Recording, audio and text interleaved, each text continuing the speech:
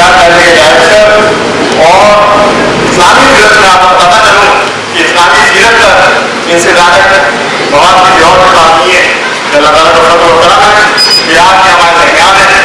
تو ہم انشاءاللہ اس سے بھرپور استفادہ کریں گے. تو قرآن باقاعدہ انتظام کے بابرکت کلام سے کرتے ہیں. میں دعوت دیتا ہوں ایم کے حسن الطوفہ.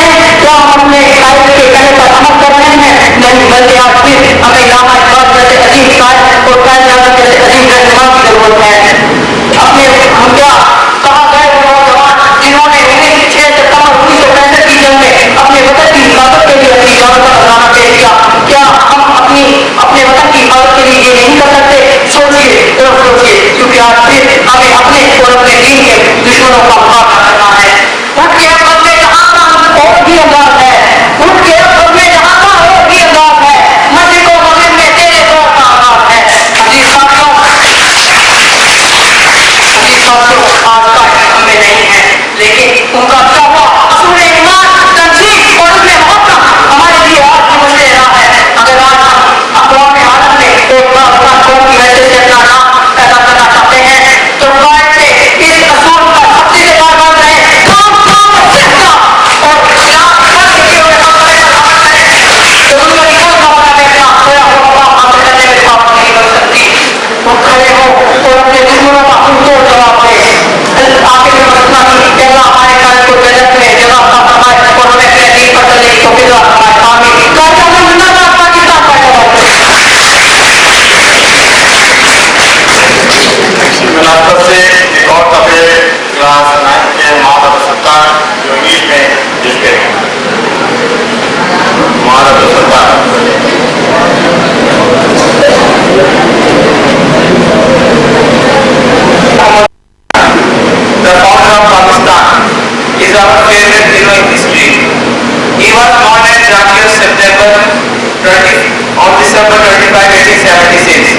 He passed his matriculation exam from Bombay and went to England for higher studies. He devoted himself to his studies. He passed bar exam from London. He returned to India and began to practice as a lawyer. He wanted to work for the freedom for Muslims. He became the member of Indian National Congress. After some time, he left the Congress in despair and joined the All India Muslim League. The Muslims of India stood behind him. After an hard and long struggle, Pakistan came into being on 14th August 1947. He became the first Governor General of Pakistan. He worked day and night to make Pakistan great and strong, but hard work broke down his health. He died on September 11, 1948. May his soul rest in peace. Amen. He was one of the greatest men of his time. He lives in our hearts. We must act upon his motto of unity, faith and discipline. Thank you. बच्चे हैं आपके सामने, समझाइएगा sir time चाहे लें आप इनको बताइए क्या क्या है और हम क्या है। बिस्मिल्लाहिर्रहमानिर्रहीम। मोहतरम प्रिंसिपल साहब, असातिज़ाए किराम, तलबाए अज़ीज़, इस बल्दुल अमीन मक्कातुल मुकर्रमा में मेरे लिए ये एक इंतहाई सादत की बात है कि मैं एक ऐसे इदारे में, इस इदारे के नाम के अंदर कायद-ए-आज़म का मॉडो छुपा हुआ है, वहाँ पर गुफ्तगू करने की एक सादत हासिल कर रहा हूँ। मुझे आज भी एहसास हो रहा है कि मैं एक ऐसी दरगाह में आया हूँ जो मुझे अपनी रूह के एतबार से, अपने स्पिरिट के नुक्ते नज़र से एक छोटा सा पाकिस्तान दिखाई देता है। मुझे आज आप लोगों की आंखों के अंदर जो एक खास चमक महसूस हो रही है, आपके चेहरों पर ज़हानत का जो एक नूर फैलता हुआ दिखाई देता है, मुझे उससे एहसास हो रहा है कि कायद-ए-आज़म ने आज से बस 8 वर्ष पहले जिस मिल्लत के लिए या जिस कौम के लिए ख्वाब देखा था, उस मिल्लत के कुछ होनहार बेटे थे, वो आज मेरे सामने मौजूद हैं और मैं उनसे गुफ्तगू करने की सादत हासिल कर रहा हूँ।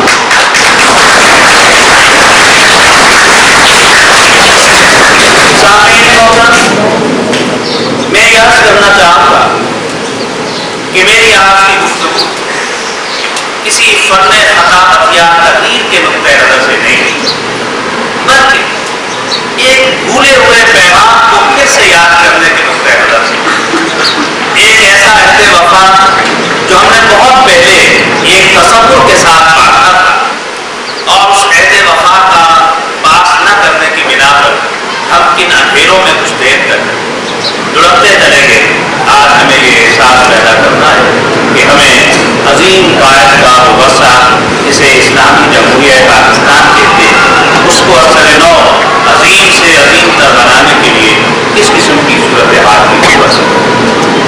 अजीज तलबा, मैं स्टेज पर बैठे हुए अपने सामने इस पहाड़ के कुछ टुकड़ों और संवेदों को देख रहा था। फिर मुझे एहसास हुआ कि आज से 1450 साल पहले ऐसे ही पहाड़ की एक चोटी पर इल्म और इरफान का एक ऐसा आखिरी सूरज कदू हुआ। मेरी मुराद तो जबरे नूर के वाले हिरात है, जहाँ तारीख़ इंसानी के अंदर उम्मतों के सबक के लिए, उम्मतों के दर्स के लिए, उम्मतों की तालीम के लिए और उम्मतों के तज़किये के लिए एक ऐसे पैगाम का आगाज़ हुआ। मैंने दुनिया के अंदर सारे मज़ाहब की दीनी और मजहबी और रूहानी किताबों का मुताला किया है। मुझे मालूम कि उन सारी किताबों जो आसमानी मज़ाहब हैं और गैर आसमानी मज़ाहब हैं, उनका आगाज़ कैसे हुआ। ये एक अजीब सूरत हाल है कि जिस दीन के साथ मेरा और आपका ताल्लुक़, उसका आगाज़ भी इल्म और कलम के हवाले से। वो पहली 5 आयात जो उस जबले हिरा से,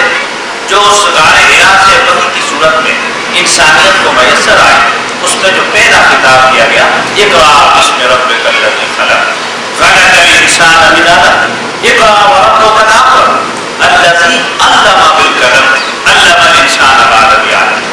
الذی علم بالقلم، جس نے علم کو قلم کے ذریعے سے سکھایا، اور علم الانسان ما لم یعلم، اور انسانیت کو وہ کچھ سکھایا جو انسانیت نہیں جانتی۔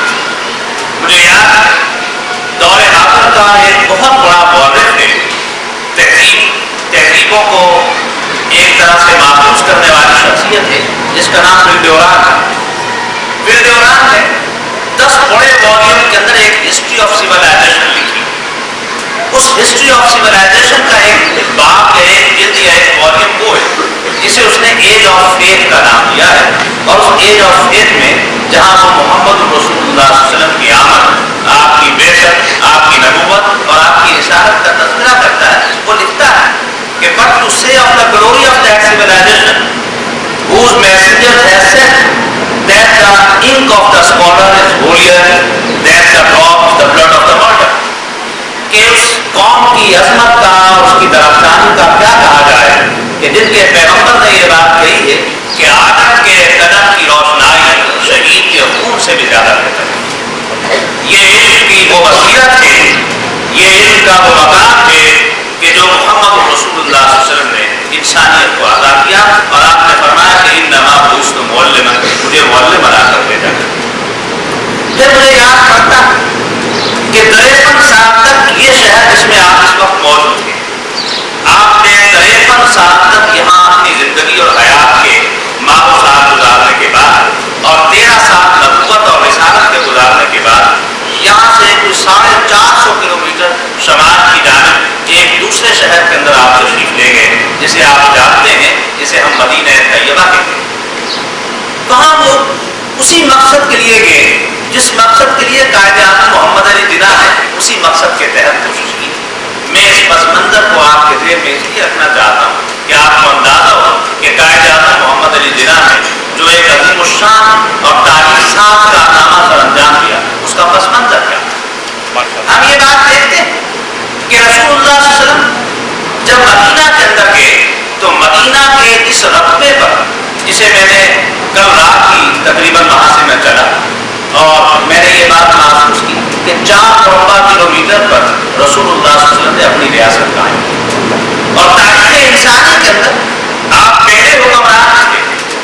جنہوں نے اپنی اس ریاست کا باقاعدہ ایک دستور اور کانسٹیٹیوشن بھی لکھا، جو آپ کی کتابوں میں میثاق مدینہ کے نام سے پڑھایا جاتا ہے،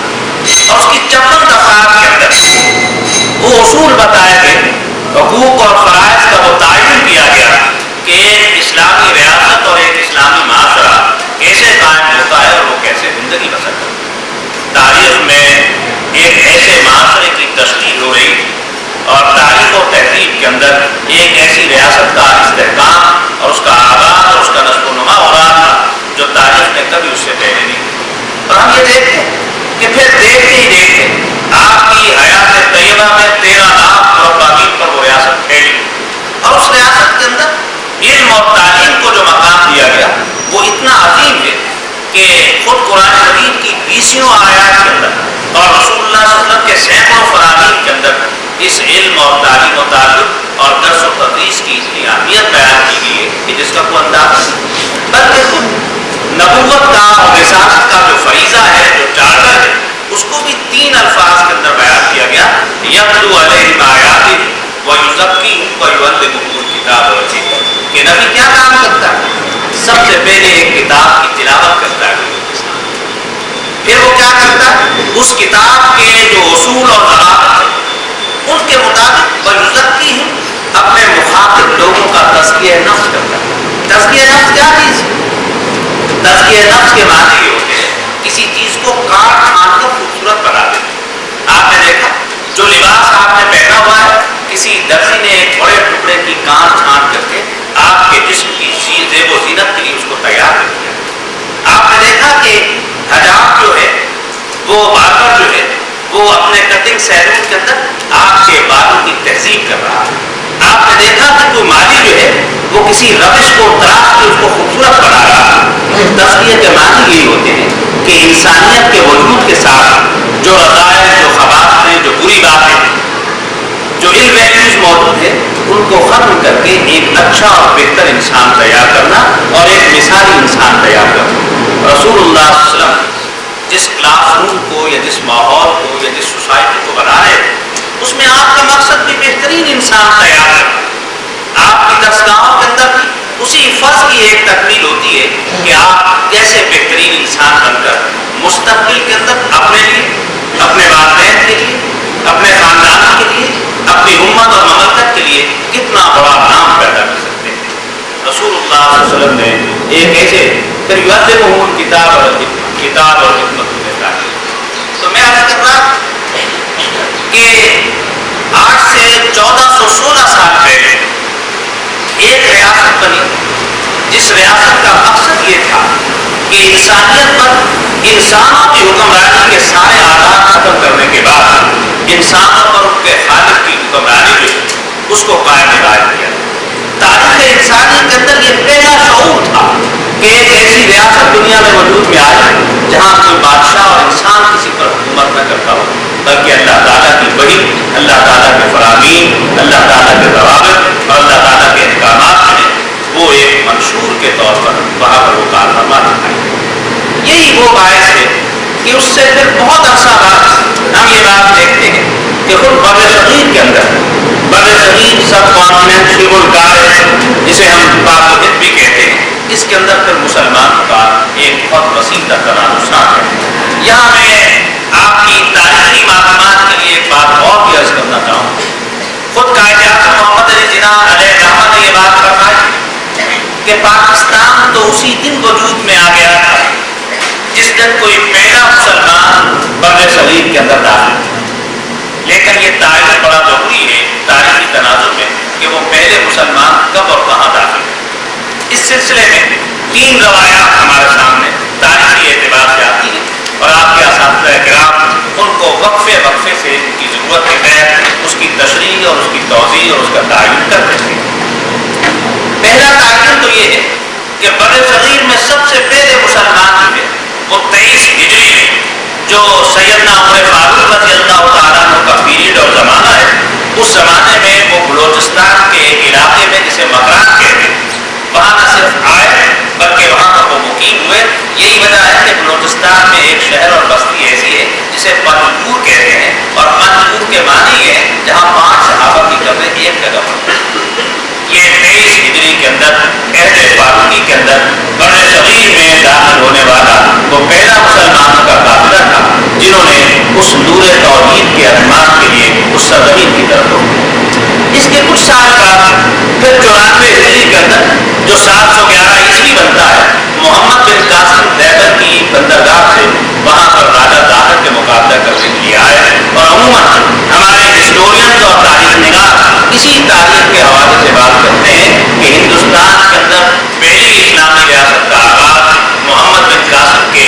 94 ہجری یا 711 عیسوی کے اندر انہوں نے جو دیوبند سے لے کر ملتان تک ایک ریاست کو فتح کیا اور وہاں پر اسلامی معاشرہ اور اسلامی ریاست کو قائم کیا، اور یہ پہلی منضبط اور منظم قسم کی اسلامی ریاست تھی جس کا بر صغیر میں آغاز ہوا۔ ایک تیسرا پہلو بھی اس سلسلے میں یہ پایا جاتا کہ بر صغیر میں داخل ہونے والے پہلے مسلمان وہ تھے جو بر صغیر کے جنوبی حصے میں جو بحیرہ ہند کہلاتا ہے اس کے ساحلی علاقوں کے ساتھ جو بندرگاہیں وابستہ ان بندرگاہوں پر وہ لوگ تجارت کی غرض سے آئے، اور تجارت کے ساتھ ساتھ وہ اپنے تعلیمات کو اور اپنے ایمانیات کو اور اپنے اخلاقیات کو بھی وہاں پر پھیلاتے چلے گئے۔ آپ کے لیے حیرت کی بات ہوگی، علامہ محمد اقبال کے استاد سر ٹامس آرتھر نے ایک بہت بڑی کتاب لکھی ہے، دا ٹیچنگ آف اسلام۔ اس کے 2 ترجمے ہوئے ہیں دعوت اسلام کے نام سے، کہ دنیا میں اسلام کی دعوت کس رفتار سے اور کن علاقوں سے ہوتے ہوئے وہ پھیلی۔ اس میں وہ بتاتے ہیں کہ عجیب بات ہے کہ فار ایسٹ میں، یہ جو مشرق بعید جسے آپ ملیشیا اور انڈونیشیا اور اس قسم کے دوسرے جزائر کہتے ہیں، ان کے اندر کوئی بہت بڑے اسکالر نہیں کہتے بلکہ صرف تاجر کہتے، اور وہ مسلمان تاجر ایسے تھے جنہوں نے اپنی اسلامی تجارت کے بنیادی اخلاقیات سے وہاں کے مقامی لوگوں کے دل موہ لیے، اور محض ان کے تجارتی اخلاقیات اور آداب کی وجہ سے وہ لوگ اسلام کے دامن کے ساتھ وابستہ ہوئے۔ ایسے ہی کچھ قافلے جو تھے وہ باقاعدہ جنوبی ہند کی بندرگاہوں کے ساتھ کیا ہے، اور مسلمانوں کی پہلی بستیاں جو تھیں وہ ساحل سمندر کے ساتھ جو بندرگاہیں اور آبادیاں تھیں ان کے اندر بھی وہ موجود ہے۔ اس لحاظ سے یوں پھر تقریباً 1000 سال تک مسلسل 711 سے اگر آپ غور کریں تو پھر 1000 سال تک مسلمانوں کی حکومت بغیر کسی انقطاع وقفے کے بر صغیر کے مختلف حصوں میں اور مختلف حصوں کے تعداد کے اعتبار سے وہ قائم رہی، اور بالآخر مغلیہ سلطنت کے انتہائی آخری زمانے کے اندر یہ سلطنت جو مسلمانوں کی 1000 سال تک چلتی چلی آ رہی وہ ایک ازمہلاک کا، ایک سیاسی کمزوری کا، ایک طوائف الملوکی کا، ایک افراتفری کا، ایک سیاسی انتشار کا اور ایک اقتدار کی کشمکش کا، وہ اس طرح سے شکار میں دکھائی دیتی ہے کہ پھر ہم نے یہ دیکھا کہ 7 سمندر پار سے ایک قوم جو تجارت کے نباتے کے اندر ایسٹ انڈیا کمپنی کے نام سے آئی، آہستہ آہستہ اس نے تجارت کے نباتے کے ساتھ مملکت کی سیاست پر، حکومت پر، وسائل پر، ذرائع پر آہستہ آہستہ قبضہ کرنا شروع کر دیا، اور پھر ایک وقت وہ آیا کہ دیکھتے ہی دیکھتے وہ ہندوستان کے پورے حصے پر قابض ہوتے چلے گئے، اور اس طریقے سے 1849 کے اندر بالآخر پنجاب بھی اس کے اندر شامل ہو گیا، اور 1857 میں مسلمانوں کا مرکزی شہر جو ان کی تہذیب کا ایک روشن نقطہ تھا وہ دہلی بھی مفتوح ہو گیا، اور دیکھتے ہی دیکھتے پورا بر صغیر جس میں 533 ریاستیں موجود تھیں وہ ساری کی ساری ایک ایک کر کے ایسٹ انڈیا کمپنی میں، اور پھر براہ راست برطانیہ کا جو ہاؤس آف کامنز اور ہاؤس آف لارڈز تھا ان کی حکومت کے تحت باقاعدہ اس میں شکار ہوتے تھے۔ یہ وہ زمانہ تھا کہ مسلمان جنہوں نے 1000 سال تک اقتدار کو دیکھا ہوا، اب ہندو بھی 1000 سال سے اس اقتدار سے محروم تھے، لہذا ان کے اندر بھی ایک منتقمانہ ذہن موجود، اور برطانوی لوگ تو براہ راست مسلمانوں کو اپنا ہدف قرار دیتے تھے، اس لیے کہ اقتدار انہوں نے کسی اور قوم سے نہیں لیا تھا۔ برطانوی حکمرانوں نے جس قوم سے اقتدار لیا تھا وہ مسلمان، اور وہ مسلمان حکمران، یہی وجہ ہے کہ برطانوی حکمرانوں کا ایک براہ راست تعصب اور اناد اور مخاصمت جو تھی وہ براہ راست مسلمانوں کے ساتھ ہو، تو مسلمان سب سے زیادہ وکٹم بنے، شکار بنے اس بات کا کہ پھر ان کی جائیدادیں چھینی گئی، ان کے عہدے چھینے گئے، ان کے اوقاف تباہ کیے گئے، ان کا تعلیمی نظام برباد کیا گیا، اور 1831 میں 1000 سال تک مسلمانوں کی جو علمی اور دفتری زبان تھی وہ اتنی اداس ہو گئی کہ اس کو صرف گھروں اور چند دینی مدرسوں کے اندر پڑھانے کے علاوہ کہیں اس کا چلن داخل نہیں۔ یہی وجہ ہے کہ دنیا کے اندر زبانوں کے ماہرین یہ بات کہتے ہیں کہ اگر آپ کسی قوم سے اس کی کوئی زبان چھین لیں تو اس کا کلچر اور اس کی تہذیب بھی اس سے الگ ہو جاتی ہے۔ مسلمانوں نے عربی زبان سے غفلت اختیار کی تو 1400 سالہ علمی اور تہذیبی سرمایہ سے وہ محروم، اور مسلمانوں نے فارسی زبان سے جو ادب رغبت اختیار کی تو 1000 سالہ جو ہمارا لٹریچر تھا وہ جو گلستہ اور دوستہ کی شکل میں پڑھتے تھے ہم اس سے بھی محروم ہوتے چلے گئے، اور ایک نظام اخلاقیات اور ایک نظام اخلاق جو قوموں کے اندر باقاعدہ موجود تھا اس سے ہم آہستہ آہستہ محروم ہوئے۔ اس طرح سے ہم یہ دیکھتے ہیں کہ بر صغیر کی یہ سرزمین جو تھی یہ ایک بدیسی حکمرانوں کے ہاتھ میں چڑھ گئی، اور پھر آہستہ آہستہ مسلمانوں نے اس کے لیے بہت بڑی جدوجہد کی۔ بدیسی حکمرانوں سے 1831 میں بالاکوٹ کے مقام پر سید احمد شہید رحمۃ اللہ علیہ اور شاہ اسماعیل شاہد رحمۃ اللہ علیہ نے باقاعدہ جنگ لڑی، وہاں پر وہ شہید ہوئے۔ اس کے بعد یہ اس قسم کی بہت ساری جو آزادی کی مارکیں اور جنگیں تھیں جگہ جگہ ہوئی، بالآخر شیر کی ایک دن کی زندگی کو پسند کرنے والا وہ سلطان ٹیپو بھی بالآخر دنیا سے رخصت ہو گیا، وہ بھی شہید ہو گیا، اور اس شہید کی موت کے ساتھ ہماری قوت کا ایک اور بڑا مرکز ہم سے چھنتا چلا گیا، اور آخری مغل تاجدار جو اگرچہ عراقی تاجدار تھا اس کے سامنے اس کے بیٹوں کے سر کاٹ کر دشت پر رکھ دیے گئے، اور اسے رنگون کے گلے کے اندر وہاں پر وہ قید و بند کے اندر اپنی زندگی کی آخری ساتھ سسکتے ہوئے انداز میں گزارنے پر مجبور کر دیا۔ اس لحاظ سے پھر اسی کے ساتھ جدوجہد پیدا ہوئی، اس جدوجہد کے 3 رخ تھے جو مسلمانوں نے اپنا اقتدار چھن جانے کے بعد اختیار کیے، ان میں سے سب سے طاقتور رخ تعلیم کا۔ انہوں نے سوچا کہ مسلمان اب اثر نو اگر ان کی سروائیول ہو سکتی ہے، اگر ان کی ریسرچنس ہو سکتی ہے،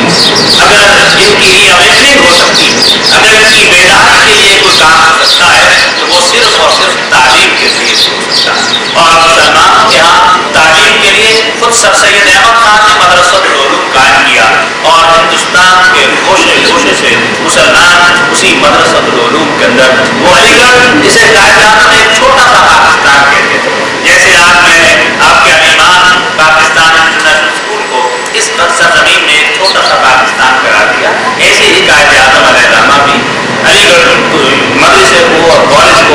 کو ایک منی پاکستان قرار دیا کرتے تھے۔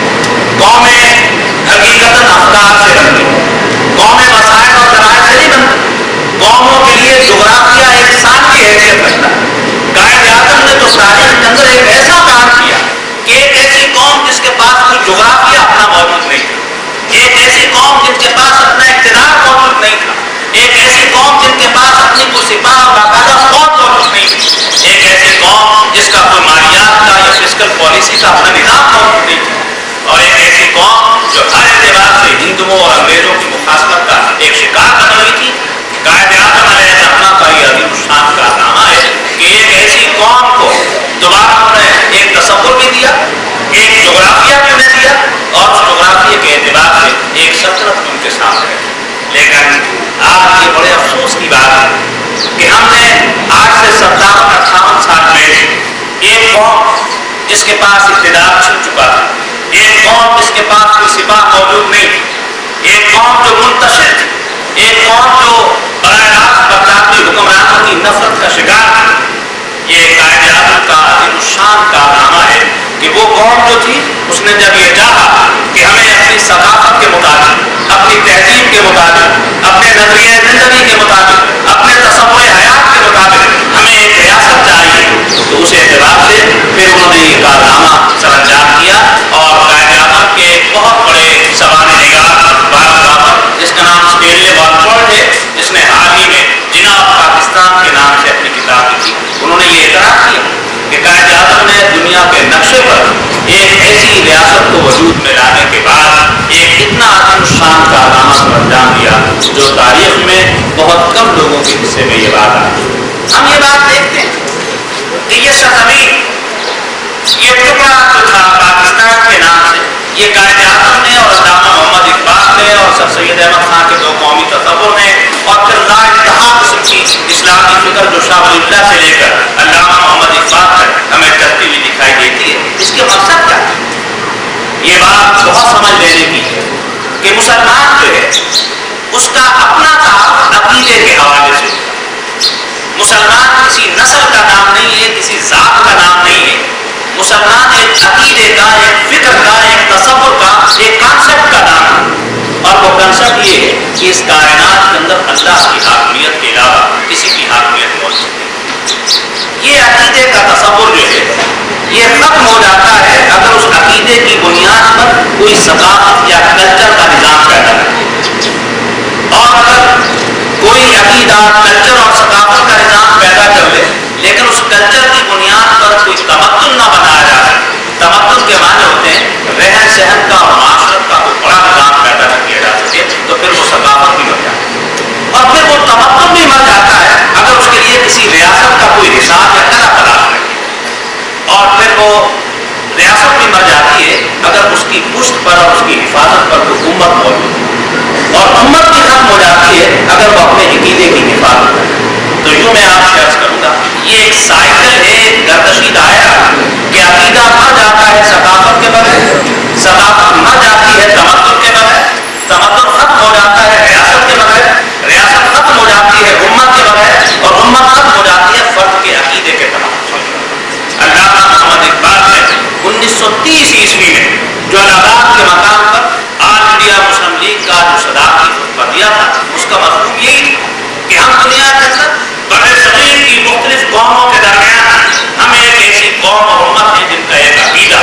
جن کی ایک ثقافت ہے، جن کی ایک تہذیب ہے، جن کا ایک تمدن ہے۔ ہم اپنے عقیدے کے دفاع کے لیے، اپنی ثقافت کی نشو و نما کے لیے، اپنے تہذیب کے فروغ کے لیے ہمیں ایک ریاست کی ضرورت ہے، اور دنیا کے اندر جو سوشل کانسیپٹ کھیلی ہے، نظریہ معاشرہ عمرانی ہے، اس کے تحت ہر قوم کو یہ حاصل ہے کہ وہ اپنی تہذیبی اقدار اور ثقافتی رویوں کی بنیاد پر کسی مقصد کو حاصل کرنے کی کوشش۔ لہٰذا علامہ اقبال نے یہ جو تصور 1930 میں دیا اور 1938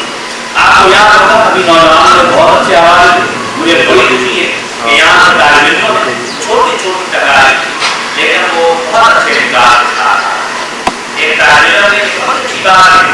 کہ 1936 سے لے کر 1938 ان 2 سالوں کے درمیان علامہ محمد اقبال نے قائد اعظم کے نام 15 اور وہ 15 خط ہوئے جس میں پاکستان کی تشریح، اس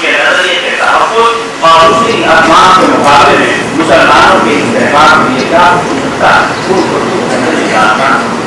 قائد اعظم نہیں خطوط پھر 1941 کے اندر اپنے دیوانے کے ساتھ آئے. یہ وہ خطوط کا ایک مجموعہ ہے جس کا دیوانہ اس قائد اعظم نے لکھا اور ایک زمانے میں قائد اعظم محمد علی جناح نے آواز دی کہ اگر کبھی ایک موقع ایسا آ رہا ہے کہ میرے سامنے یہ دعائیں موجود ہو کہ ایک طرف ہندوستان کی آزادی ہو اور دوسری طرف علامہ محمد اقبال کی فکر ہو اور اس سے یہ کہیں بات کری جائے کہ آپ علامہ اقبال کی فکر لینا چاہتے ہیں ہندوستان کی آزادی لینا چاہتے ہیں تو میں علامہ اقبال کی فکر دوں گا. اور پھر یہ جواب دے دیا کہ یہ میں فکر کو اس لیے منتخب کروں گا کہ علامہ اقبال کی فکر کے اندر یہ طاقت اور یہ نمو اور یہ قوت موجود ہے کہ وہ کئی مملکتوں کو جنم دے سکتی ہے. لہٰذا ہم فکر کو اپنے لیے اختیار کرنے کی کوشش کریں. یہی وہ فکر تھی جو اسلامی تحریک کے تحفظ کے لیے اور اسلامی صدروں کے فروغ کے لیے علامہ اقبال نے اپنی شاعری کے 6,500 اردو اثار اور 9,000 فارسی اثار اور 1,600 انگریزی زبان کے لکھے ہوئے صفحات اور 3,000 سے زیادہ اردو نثر کے صفحات کے اندر اسی فکر کو میں پیش کرنے کی کوشش. اور پھر ہم نے دیکھا کہ یہ فکر آگے بڑھ رہی تاریخ کے اندر کچھ مسائل ایسے ہیں جن کا میں نے فکر کے ساتھ اور اسٹیٹسٹکلی آپ کے سامنے کوئی ادھارن پیش نہیں کیا تاکہ میں یہ کہا تھا بات کو گزرا رہے. ہمیں معلوم ہے کہ 1885 میں آل انڈیا کانگریس بنی لیکن اس کے سربراہ ایک انگریز لارڈ ہیوز. پھر ہمیں معلوم ہے کہ 1906 میں 1885 کے 21 سال بعد آل انڈیا مسلم لیگ ڈھاکہ کے اندر بنی لیکن اس کے سربراہ کوئی انگریز نہیں تھے، نواب سلیم اللہ. پھر اس کے بعد ہم نے یہ دیکھا کہ ایک زمانے تھا چونکہ ہندوستان کے اندر مسلمانوں نے ہمیشہ دوسری اقلیتوں اور دوسرے اقوام اور دوسرے مذاہب کی جو اقدار تھی ان کی حفاظت بھی کی، ان کا احترام کیا. لہٰذا ایک وقت مسلمان اور ہندو ایک باہمی اتحاد کی کوشش میں کام کرتے رہے اور 1916 کے میثاق لکھنؤ کسی نہ کسی درجے کے اندر وہ اس اعتبار سے موجود تھے اور وہ یہ بات کی کوشش کرتے رہے کہ باقی جد و جہد کے ذریعے کیا جائے. لیکن بالآخر قائد اعظم محمد علی جناح کی بصیرت نے یہ پہچان لیا کہ ہم کسی صورت میں بھی ہندوؤں کے ساتھ مل کر کوئی مشترکہ جد و جہد نہیں کر سکتے. لہٰذا اس کے نتیجے کے اندر انہوں نے پورے طور پر مسلم لیگ کے اندر اپنی توانائیاں جو تھیں وہ صرف کی اور پھر دیکھتے ہی دیکھتے 1935 کا دستور بنا. 1935 کے دستور کے نتیجے میں 1937 کے انتخابات ہوئے. ان انتخابات کے نتیجے میں مرکز کے اندر کانگریسی حکومتیں بنی. کانگریسی حکومتوں کے ظلم کو مسلمانوں نے اپنی آنکھوں کے سامنے دیکھ لیا کہ اگر پورا اقتدار اس قوم کے پاس آ جائے تو اس قوم کا ضرب ایسا نہیں ہے جو دوسری قوموں کو ساتھ لے کر چل سکے. لہٰذا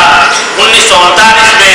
قائد اعظم کی اپیل پر مسلمانوں نے یوم نجات بھی منایا اور پھر 23 مارچ 1940 کا نقطۂ آغاز ایک ایسا آتا ہے کہ انہوں نے بڑی کلیئرٹی کے ساتھ بڑی وضاحت کے ساتھ ایک نئی مملکت کے لیے کوشش کی اور تاریخ میں دیکھا کہ 7 سال کے انتہائی قلیل عرصے کے اندر دنیا کے نقشے پر ایک نئی مملکت وجود میں. لیکن یہ عجیب بات ہے کہ آج سے 70-80 سال پہلے ایک قوم تھی جو مفلوج تھی، ایک قوم تھی جو مفلوج الحال، ایک قوم تھی جو بکھری ہوئی، ایک قوم تھی جو منتشر تھی، ایک قوم تھی جو اس دعوے کے ساتھ جدوجہد کر رہی تھی کہ ہمیں ایک ریاست کی ضرورت ہے جس میں ہم اپنی تہذیب اور اپنے ثقافت اور اپنی روایات کا تحفظ کریں. اب اللہ تعالیٰ نے اس بے بس قوم کو، ضعیف قوم کو دنیا کے اندر ایک مملکت عطا کر. اب وہ مملکت پچھلے 57 سال سے اس قوم کو ڈھونڈ رہی ہے کہ وہ قوم جس نے میرے ساتھ عہد وفا کرا تھا، جس نے ایک خطے کو اس لیے حاصل کیا تھا کہ اس خطے کے اندر ایک ماڈل بنے ہیں، وہی ماڈل جو غار حرا سے نکلنے والی تعلیمات کے نتیجے میں بنا. اور پاکستان پورے عالم اسلام کے اندر بھی یہ پہلی ریاست ہے جو غار حرا سے نکلنے اور شروع ہونے والے ماڈل کی بازگشت اور بازیاب اور اسی سزائے بازگشت کے طور پر اس کو حاصل کر رہی ہے. اب ہم 58 سال سے ڈھونڈ رہے ہیں، پاکستان ڈھونڈ رہا ہے کہ وہ قوم کہاں چلی گئی جس نے میرے ساتھ عہد وفا. اب اس عہد وفا اس قوم کا اگر کوئی حصہ محفوظ کر سکتا ہے تو یقین جانیے وہ صرف ایک نلا ہے اور وہ ہمارے تعلیمی ادارے ہیں. یہ الایمان اسکول ہے اور اس قسم کے وہ ادارے اور اس کے وہ اساتذہ جو آج بھی اس تہذیبی گلے کی حفاظت کر سکتے، ان اقدار کی نشو و نما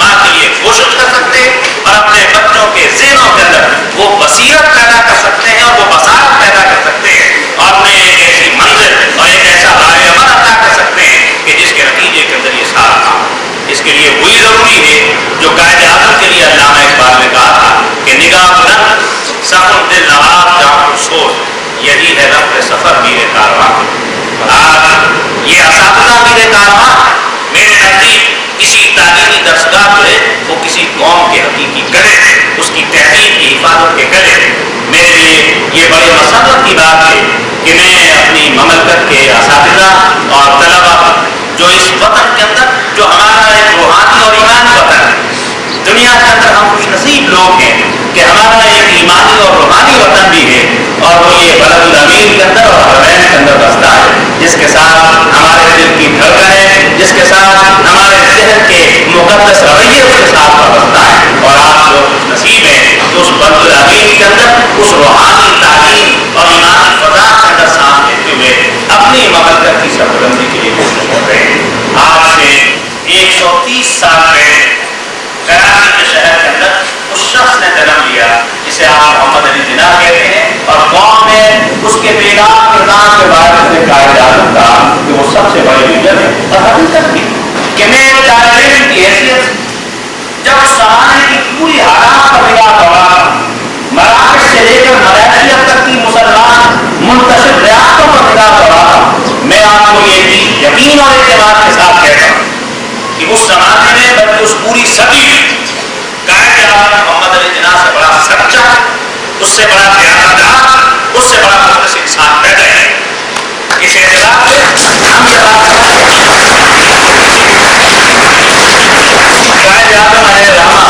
यही वजह है कि सरोजनी नायडू ने एक जगह पर कहा, सरोजनी नायडू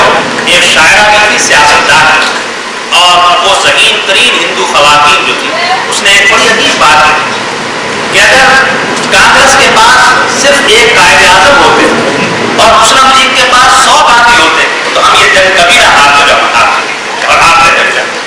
ये वो एक कॉन्ट्रीब्यूशन था, खराज अकीदत था जो कायद-ए-आज़म के रूप में पेश किया जाता। हकीकत ये है कि उन्होंने अपनी ज़िंदगी को बड़े शफ़ाफ़ अंदाज में, और उनकी ज़िंदगी का ये रोल जिसके अंदर ये आपके यहाँ सुर्ख रोशनाई के साथ कायद-ए-आज़म का एक बहुत बड़ा मोटो लिखा हुआ है, यूनिटी, फेथ, डिसिप्लिन। ये हकीकत में इस्लामी तालीमात का खुलासा है। अगर आप इस्लामी तालीमात का खुलासा किसी 3 लफ्ज़ों के अंदर निकालना चाहें तो मेरे नज़दीक इससे ज़्यादा बेहतर 3 अल्फाज नहीं हो सकते। और उन लफ्ज़ों में से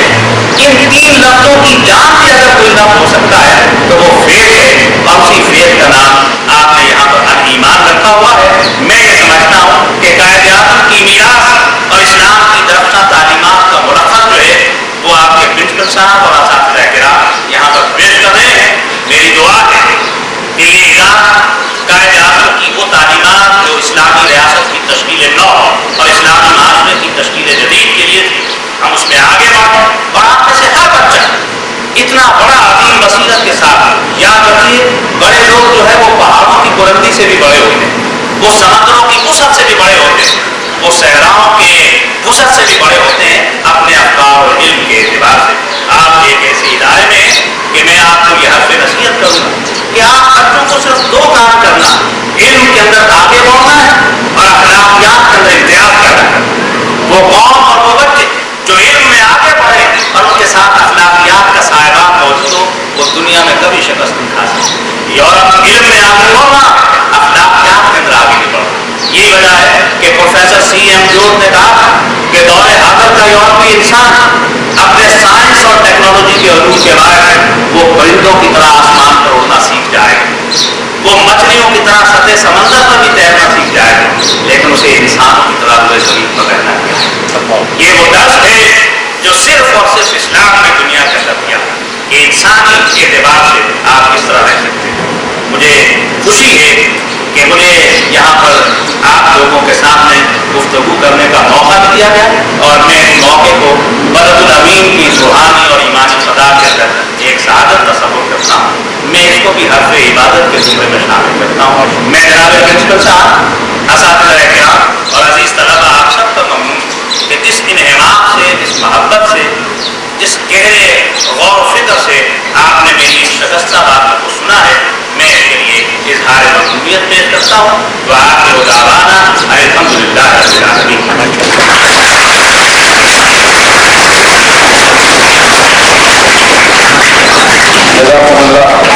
इसके बाद हम अपने मोहतरम प्रिंसिपल साहब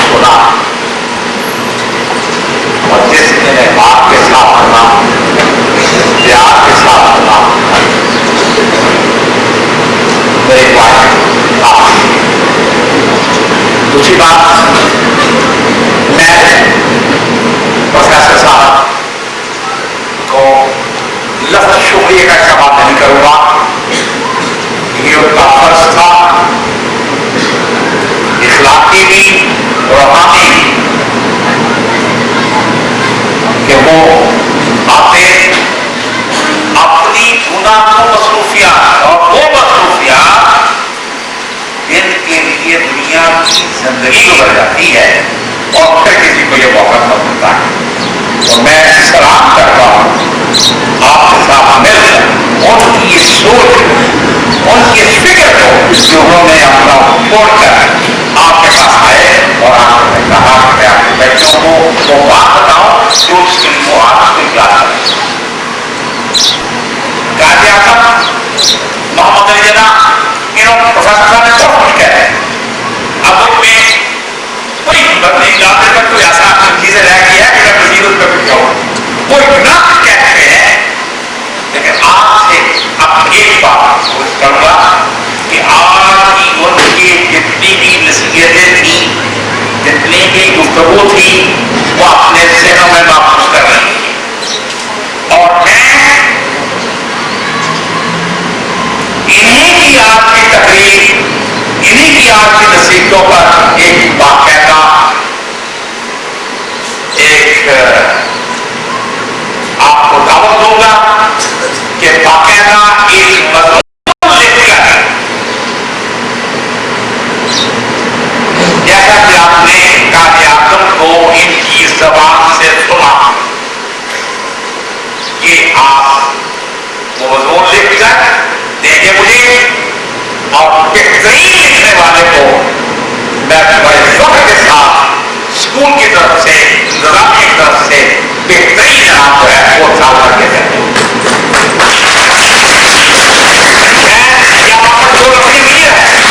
आपने इनकी हर बात बड़े तरीके से सुनी। अब आप जुस्तजू कीजिए, तलाश कीजिए, ढूंढिए कि वो क्या कह गए हैं। पूछिए असातिज़ा से, पूछिए अपने दोस्तों से, पूछिए किताबों से। उन्होंने हर चीज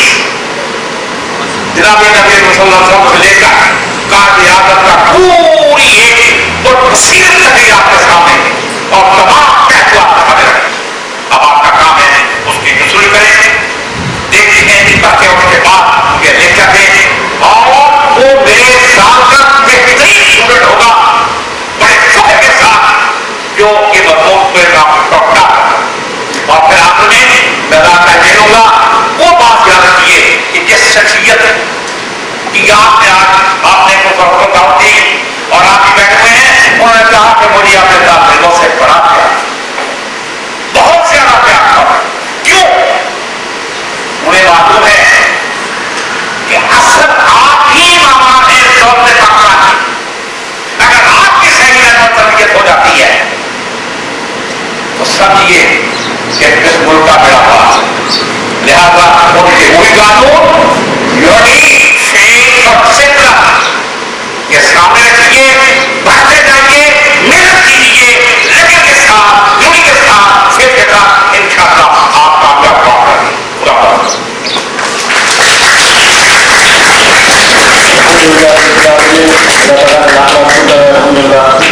ने 2 बजे 5 बजे होगा किया और सुबह बहुत ही मुख्तसर आपके पास बच्चों की और इनको सामने मद्देनजर रखते हुए, इसको अहमियत को देते हुए, स्टेशन रखते हुए यहाँ तशरीफ लाए। अल्लाह ताला उनको हिम्मत दे, उनको सेहत दे और उनकी तौफ़ीक़ात में और उनके जज्बात में मज़ीद रहमत है। और इसके साथ साथ मैं अपने तमाम साथियों को भी शुक्रगुज़ार हूँ और बच्चों में भी जिन्होंने बात से जो है इस प्रोग्राम को कामयाब किया। आखिर में प्रोग्राम के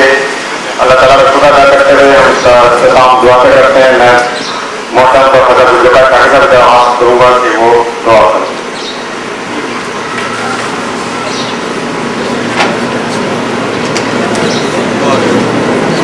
अल्हम्दुलिल्लाह रब्बिल आलमीन वल आक़िबतु लिल मुत्तक़ीन वस्सलातु वस्सलामु अला रसूलिल्लाह रब्बना आतिना फिद दुनिया हसनतन व फिल आखिरति हसनतन व क़िना अल्लाहुम्मा नसअलुका इल्मन नाफ़िअन व रिज़्क़न वासिअन व शिफ़ाअन मांगने के लिए मुफीद शहरी बना दे। इन्हें इल्म के साथ अखलाक के ज़ेवर से आरास्ता कर। इन बच्चों का सुनना और उनका बैठना, इनका गुफ्तगू करना एक मुहज़्ज़ब माशरे की नुमाइंदगी का हामिल है। या अल्लाह, हम इस दुनिया के अंदर तेरे दीन सरबुलंदी के सफ़ी हमें इसकी सिफात का तौफीक नसीब फरमा, हमें दीन की सरबुलंदी की जद्दोजहद के अंदर दोनों का अल्लाह इस इदारे को ज्ञान हुई है जो अपनी आफियत और हिफाजत में इसे दुनी और आखिरत की दादी नसीब फरमा और इसके तलबा को इस माशरे के अंदर बेहतरीन गौर और दरख्ता के साथ जाने की तौफीक रब ربنا تقبل منا انك انت السميع العليم وتب علينا انك انت التواب الرحيم وصلى الله تعالى على خير خلقه محمد وآله وصحبه اجمعين برحمتك يا ارحم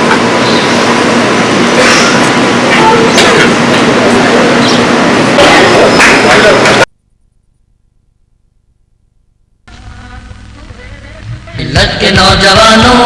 تعلیم کو بچاؤ، ملت کے نوجوانوں تعلیم کو بچاؤ، حق علم کا جو چھینے اس کا نشان مٹاؤ، ملت کے نوجوانوں تعلیم کو بچاؤ، حق علم کا جو چھینے اس کا نشان مٹاؤ۔ فائز رہبری پہ کچھ نامور تیرے ہیں جن کے دم قدم سے پھیلے ہوئے اندھیرے، وہ چاہتے نہیں ہیں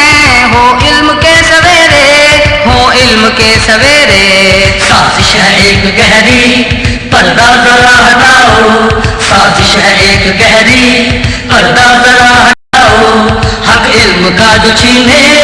اس کا نشان مٹاؤ، ملت کے نوجوانوں تعلیم کو بچاؤ،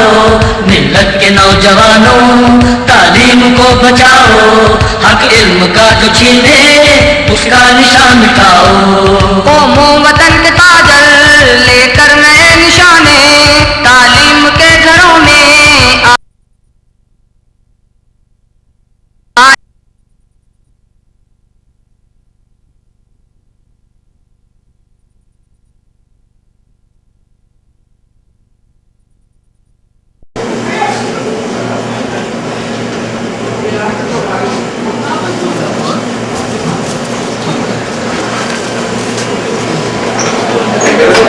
بہت مشکل ہے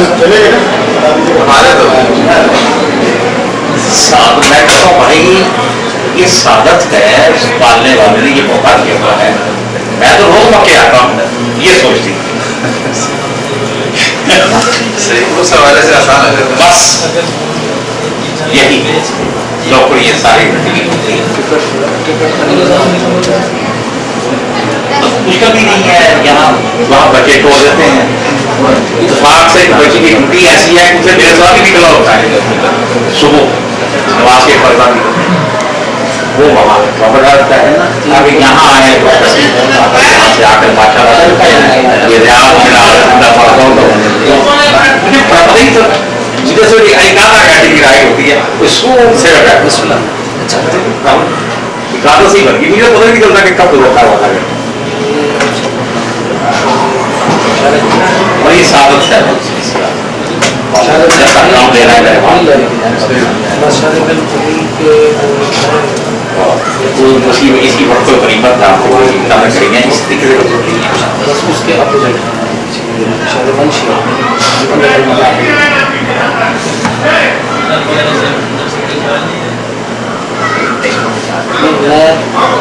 جو نیا یو کٹ بنا، ہاں جو نیا یو کٹ بنا ہے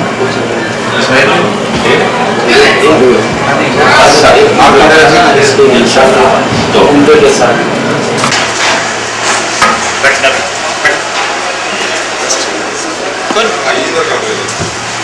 شکریہ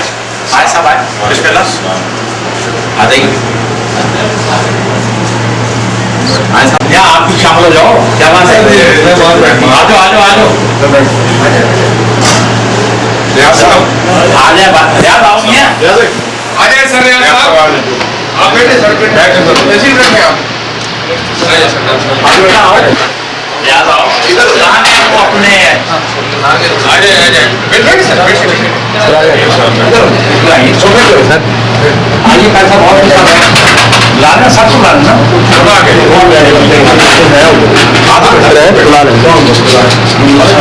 لا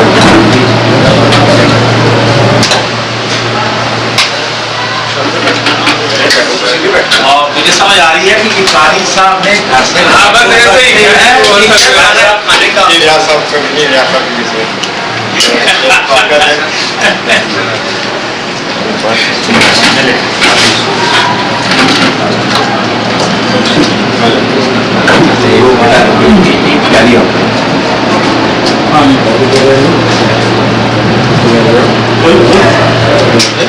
आई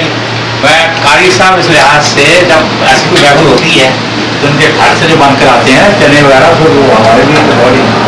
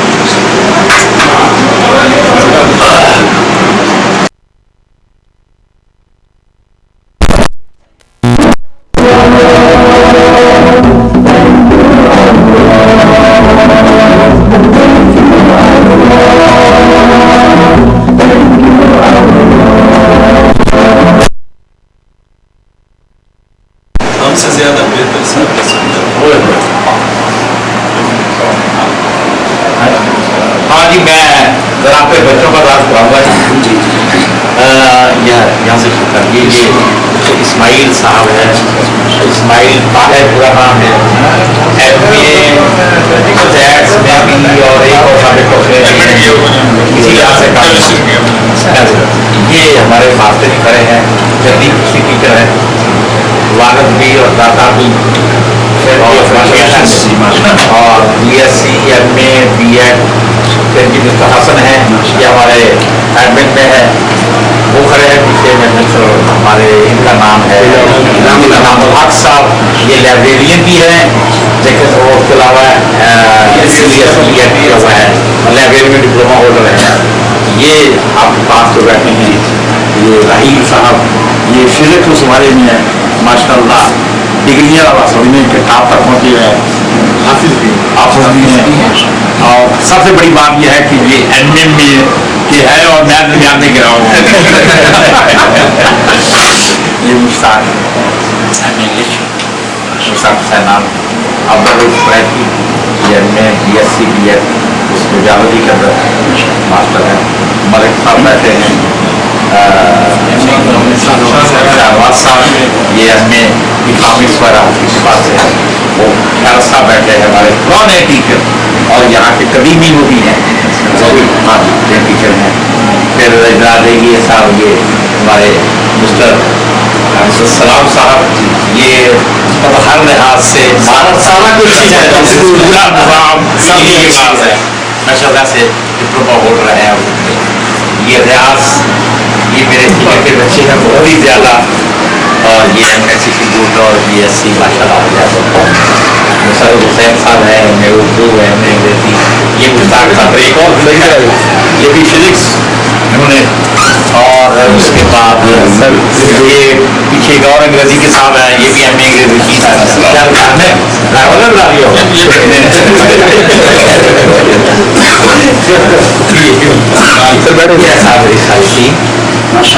बहुत खुशी हुई आप हजरात से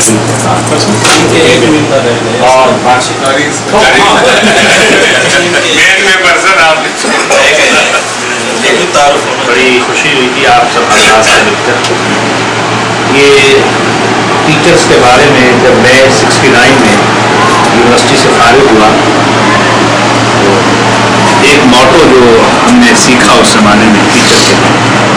और उस मोटो के बगैर फिर आदमी परेशान रहता है, और वो मोटो जो मैंने सीखा अपने लिए वो था कि सिंपल लिविंग हाई थिंकिंग। एक टीचर का मोटो यही होता है कि वो जितना भी इल्म के अंदर उसमें महारत पैदा करे। उसमें मेरी अपनी मिसाल में आपके सामने रखूँगा, मेरी ज़ाती लाइब्रेरी जो है वो 1 लाख किताबों पर और रसायल पर मुश्तमिल है, और उसमें इकबालियात पर 4000 से ज़्यादा किताबें दुनिया की 40 ज़ुबानों में, और सीरत पर दुनिया का सबसे बड़ा इवन ये इससे भी ज़्यादा 5.5। तो ये मैं आप ही जैसे वसाइल का आदमी, लेकिन कमिटमेंट और डिवोशन जो होती है वो आदमी कर लेते हैं और कुछ उसमें माशाअल्लाह। तो मैं आपको यकीन जानूँ, कभी अगर बादशाहों को ये पता चल जाए कि सच्चे एजुकेशनिस्ट किस दर्जे में ज़िंदगी गुजारते हैं, वो बादशाह छोड़ कर इधर आते हैं, उन्हें पता नहीं चलता। मैं तो सच्ची बात है, कभी मुझे ज़िंदगी में ये अफसोस नहीं हुआ कि मैंने कोई गलत लाइन में आप ये लाइन की। ये मेरी कमिटमेंट का फील रहा है, इसी में हमें एक्सेप्ट करना है। जिस सतह पे आप लोग काम कर रहे हैं, ये इंटरमीडिएट की सतह ही असल में मेकिंग है। सही बात, यूनिवर्सिटी में पढ़ाना कोई कमाल नहीं है, असल कमाल यही है इस स्टेज पर बच्चे जो टीन एजर साइकोलॉजी होती है उनको संभालना, ये एक बड़ी अजीबोगरीब होती है। तो मैं तुम्हारा आज बच्चों को मैंने देखा है, अच्छे बच्चे शरारत जरूर करते हैं और उनकी आंखों में भी, लेकिन बैरल डिसिप्लिन होता है। तो आई रियली अप्रिशिएट कि आप सब लोगों का ये काम है। मैं प्रिंसिपल साहब को मुबारकबाद पेश करता हूँ कि कोई अच्छी टीम, नौजवान टीम, आप में से माशरे मेरे दोस्त हैं थोड़ा सा, लेकिन ये जवान नहीं, लेकिन जमा फिक्र आदमी जवान नहीं रहता हमारी तरह, लेकिन जमा फिक्र जरूर होता है। इस लिहाज से काम ले रहा है, लेना है, तो उसने मुझे मौका इरफान किया हुआ है मुसलमानों से। मैं बहुत ममनून हूँ कि आपने बहुत मुझे इज्जत दी और ये मेरे बाकी साथ میں اسلام آباد میں انٹرنیشنل اسلام یونیورسٹی میں ہوں. وہاں ایک تجارت تحقیقات اسلامی اور دعوی اکیڈمی اس میں موجود ہوتا ہوں. آپ کے واسطہ اسلام آباد اگر تشریف لائیں. لائبریری میری 5 منزلہ عمارت لاہور میں ہے, ملتان بیت الحکمت کے نام سے. ویسے آج کل سروس میری جو ہے وہ اسلام آباد میں. آپ میں سے کوئی ساتھ کبھی تشریف محمود حسن صاحب سے تم ملاقات ہوتی ہے؟ نہیں, محمود حسن جو ڈائریکٹر ہیں فیڈرل بورڈ کے فیڈرل بورڈ. ہاں نہیں, اصل میں فیڈرل بورڈ کے ساتھ میرا بیٹا جو گیریزن کالج میں اکنامکس پڑھاتا ہے وہاں لاہور, وہ فیڈرل بورڈ میں ہے, اس کا تعلق ہے. تو اس حوالے سے ان سے بات کرتا ہوں. ان کی بڑی کنٹریبیوشن ہے ہمارے لیے. میں ریسنٹلی ڈیپوٹیشن پر انٹرنیشنل بیسیکلی میں پنجاب گورنمنٹ کا امپلائی ہوں. بہت شکریہ جناب, بڑی عنایت ہے.